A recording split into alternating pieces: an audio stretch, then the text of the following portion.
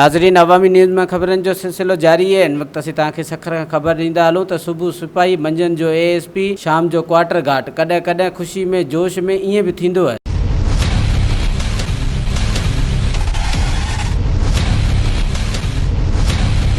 जो CSS है बिल्कुल मैं इस दफ़ा 2019 में PSP में 48th कॉमन में एलोकेट हुआ हूँ और मेरा नाम है शाहरुख खान।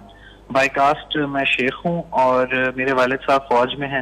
मरियम मुख्तियार शहीद फ्लाइंग ऑफिसर थी पाकिस्तान की, एक बहुत फख्र है हमें इस नाम पर। मैं उनका छोटा भाई हूँ और अल्हम्दुलिल्लाह इस दफ़ा मेरी एलोकेशन SHO पनवाकिल है। उनके थाने में पोस्टेड हुयो हिकिड़ो जवान जंहिंजो नालो भी शाहरुख आहे। उन SHO के ॿुधायो तो हुन CSS पास कई है, जैसे SHO पनवाकिल मुश्ताक जो ही बगैर के तस्दीक करण जे उनके हार वग़ैरह पाराया उनके। उन बाद में उन फेसबुक ते उहा तस्वीर भी जारी करे छॾी ऐं जेका ख़बर है वह भी जारी करे छॾी पंहिंजे फेसबुक अकाउंट तां।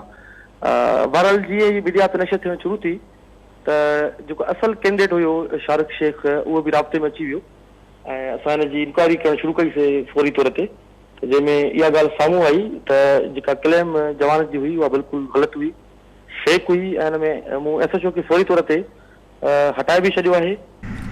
जीअं त मां मोहम्मद शाहरुख सिंध रूरल खां जीअं त मां CSS जो अटैम्प्ट कयो उन में मां ख़ुशी में घणो होफुल थी वियो। मां ख़ुशी में मां घणो भरिजी वियो। मां ॾिठुमि त न मुंहिंजो नालो अची वियो आहे लिस्ट में। मूंखे स्लिपां बि न हुयूं और रोल नंबर भी यादि न हुया। घणो अरसो गुज़री वियो, छो 2019 में ॾिनी, हाणे हले तो 2020।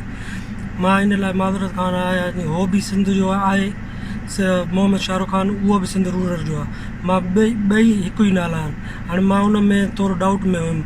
पोइ घणा माण्हू आया मीडिया वारा, उन्हनि भी मूंखे एप्रिशिएट कयो ऐं ऑफिसरनि भी मूंखे वॾी इज़त ॾिनी, गुल गुल पाराया ऐं मां उन में ख़ुशि भी हुयुमि ऐं साहब वारा भी ख़ुशि थिया ऐं जेके मीडिया वारा हुया उहे भी ख़ुशि थी विया।